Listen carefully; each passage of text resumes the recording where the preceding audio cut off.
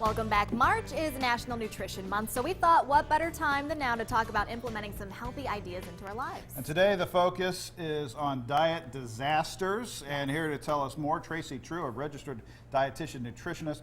And Tracey, let's pretend like I've never encountered a diet disaster before. What does that mean? Yeah.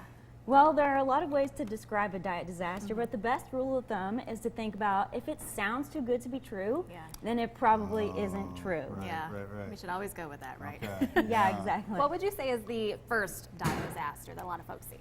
The first diet disaster is a fad diet. Okay. So those are the things, especially that sound too good to be true. They promise quick fixes, big weight loss in a short amount of time, but the truth is that they really are not realistic. And you can't maintain them long term. And unfortunately, they're the popular ones you always tend to hear about, right? It's all those fad diets. Yes, like Whole30, ketogenic, paleo, all of those are fad diets, and what they have in common is that they eliminate food groups. So the good thing is that they eliminate the junk food, but also major food groups like fruits, vegetables, grains, protein, dairy. Some of these diets, you know, they eliminate dairy, and then you're going to miss out on vitamin D and calcium, which is important for bone health. And we don't want you to get osteoporosis later in life. We can't maintain that. Exactly. Long term, that's a good point. Exactly. So what would you say is the best diet that we should all be focusing on then? The best diet is to think of as an undiet, or it's more of a lifestyle choice. Lifestyle, I like that word, yes. For sure. So you want to base your plate around the My Plate. Try to make half of your plate fruits and vegetables every day.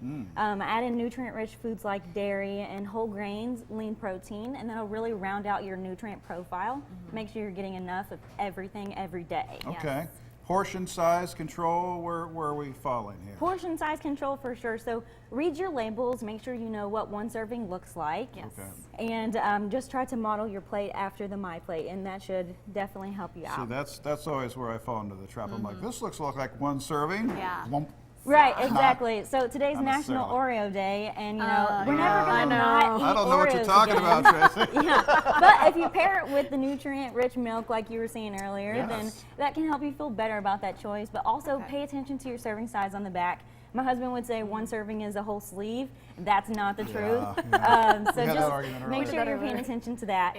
Our second diet disaster is the fat-free diet. So we used to see the research coming out saying that fat-free would help with heart health, but now we're seeing research saying that fat-free diets really aren't benefiting with heart health, that you can eat fat and also maintain your heart health. So do I detect a theme here of everything in moderation? Is that everything in moderation, Yeah. exactly. That's a good point. What about fasting? We hear a lot of folks talking about intermittent fasting. That's kind of a big one right now. Yes, that's becoming very popular on the internet, and I say that's just a fancy way of skipping meals. And as your registered dietitian, I would recommend spreading your calories evenly throughout the day, starting with breakfast. We want you to start with a protein-packed breakfast like this Hammond Swiss quiche muffin here. You can find this recipe on thedairylines.com. Nice looking. It's delicious. You can make it the night ahead and just pop it in the microwave, have breakfast before you even get to your car. And it's full of protein with milk, cheese, eggs, and the ham. And it's easily made vegetarian or plant-based friendly by eliminating the ham. You can toss in any vegetables that you like, and you're getting all of your nutrients for that morning. Pair it with some fruit and a nice glass of milk, and you've got your day. That's fantastic. Started off great. That beats my Pop-Tart on the run. I'm sure it does. One of the hardest parts that you were hitting on here is kind of the make-ahead meals. For me, it's like when I get hungry, I'm like, what can I eat right now? But if we can work ahead and maybe do some planning ahead of time, that's going to help. Exactly. Meal prep is always good when trying to make those better choices. Very good. Good stuff. Well, we appreciate you being out there helping folks make those right choices. Absolutely. Find a registered dietitian in your area because everybody is different. What works for me might not work for you. And registered dietitians are trained, licensed healthcare professionals who can help you make those choices. Fantastic. Wonderful. If folks want some more information about you or maybe these other tips, where can they go? They can go to thedairylines.com. There it is on the screen. You guys are on Facebook and Twitter as well, right? Yes. Follow us at the Dairy RD. Come back and see us. This is news you can use. We need to hear this over and over and over. Practical tips, things that we can actually implement now. I like that. Wonderful. Thank you for joining us. Thank you.